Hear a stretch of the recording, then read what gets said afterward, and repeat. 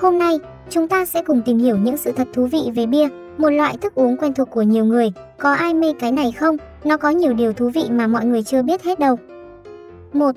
Tại sao gọi là bia? Định danh bia của người Việt được lấy theo phiên âm của tiếng Pháp bière. Vì vậy có thể coi bia là từ mượn của tiếng Việt trong từ điển, giống như các từ đã trở nên thông dụng khác như bê tông, béton, áo sơ mi, chemise, bánh gato, gato. Điều thú vị là người Việt đã Việt hóa bia một cách tài tình và dân gian hóa, khiến cho từ mượn đó đi vào cuộc sống hàng ngày như một từ thuộc về chúng ta. Chẳng thế mà chỉ có ở Việt Nam mới có các loại bia như bia cỏ, bia rau, bia hơi, thậm chí là bia ôm, chết, nói bé bé thôi nhé. 2. Nguồn gốc của bia. Bia hiện đại là thức uống được biết đến nhiều ở các nước Tây Âu như Pháp, Đức, Bỉ. Nhưng nguồn gốc của bia lại được ghi nhận khoảng 6.000 năm trước công nguyên tại vùng Lưỡng Hà, Mesopotamia, bao gồm lãnh thổ Iraq, Kuwait, Đông Syria, Đông Nam Thổ Nhĩ Kỳ và Tây Nam Iran hiện tại. Các nhà khảo cổ đã có những thử nghiệm hóa học trên những bình gốm cổ được tìm thấy ở vùng đất nay thuộc Iran và khẳng định rằng đây là quá trình làm bia bằng cách lên men tự nhiên các loại ngũ cốc trong không khí. Điều này cũng đồng thời khẳng định rằng quá trình lên men bia là thực nghiệm sinh học đầu tiên mà con người thực hiện. Bia chỉ được ghi nhận xuất hiện ở châu Âu vào thời kỳ đồ đá, khoảng 3.000 năm trước công nguyên. Các ông uống bia đã được vài ngàn năm rồi à? 3. Người cổ đại cho rằng bia tinh khiết hơn nước. Theo Bách khoa toàn thư lịch sử cổ đại, từ những năm 3.500 đến 3.100 trước công nguyên, con người tin rằng bia là loại đồ uống sạch, tinh khiết hơn cả nước khoáng. Bởi các vi khuẩn gây hại đã chết trong quá trình lên men và bia có chứa nhiều chất dinh dưỡng đặc biệt mà các loại đồ uống khác không có. Nguồn gốc bia được cho là gắn liền với châu Phi cổ đại, Ai Cập cổ đại và Mesopotamia, vùng đất thuộc hệ thống sông Tigris Euphrates ở Tây Á. 4. Bia xuất hiện ở châu Á khi nào? Mặc dù các dấu tích khảo cổ cho thấy bia có nguồn gốc từ châu Á, vùng Lưỡng Hà và Trung Quốc cổ đại, nhưng mãi đến năm 1855 nhà máy bia đầu tiên của châu Á mới được thành lập.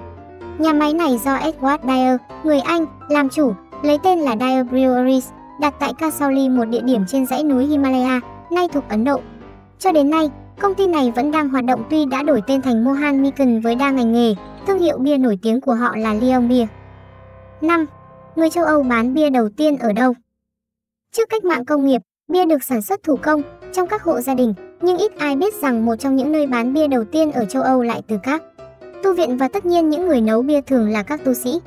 Weihenstephan, xứ Bavaria nay thuộc Đức, là tên của xưởng nấu bia thương mại cổ nhất đến nay vẫn còn hoạt động, và nó là một xưởng nấu bia của một tu viện. 6. Trước khi có hoa bia, người ta nấu bia bằng gì?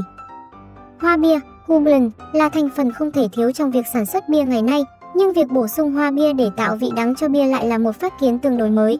Trước khi có hoa bia, thời Trung Cổ người ta sử dụng hỗn hợp các loại thảo dược thông thường, root, vào quá trình nấu bia. Hoa bia được trồng tại Pháp vào khoảng thế kỷ thứ 9. Văn bản cổ nhất ghi nhận sự xuất hiện của hoa bia trong bia có niên đại vào năm 1067.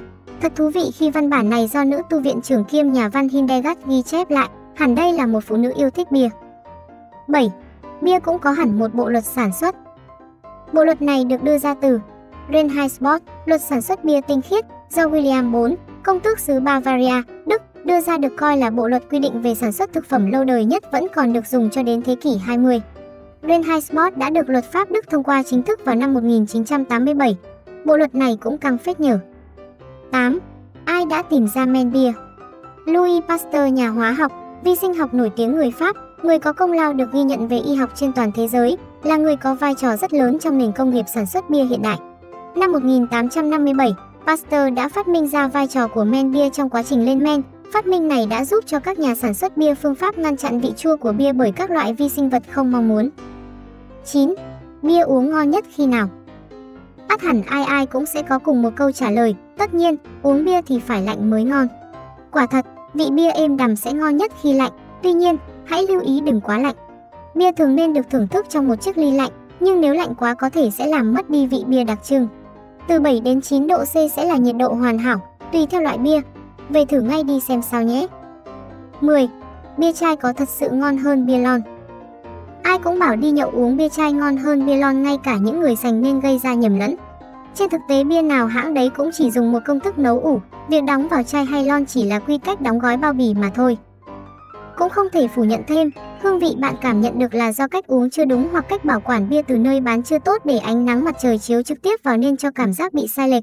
Tôi thấy nó cũng ngon như nhau cả. 11. Ai uống bia nhanh nhất thế giới? Theo sách kỷ lục Guinness Thế giới, Steven Petrosino là nhà vô địch thế giới về uống bia nhanh.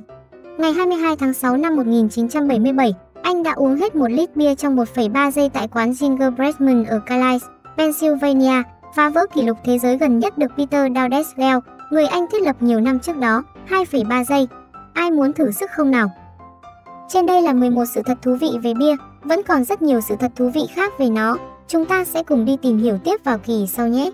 Hãy đăng ký kênh để biết thêm nhiều thông tin thú vị và đừng quên cho mình một like nhé. Xin chào, hẹn gặp lại các bạn.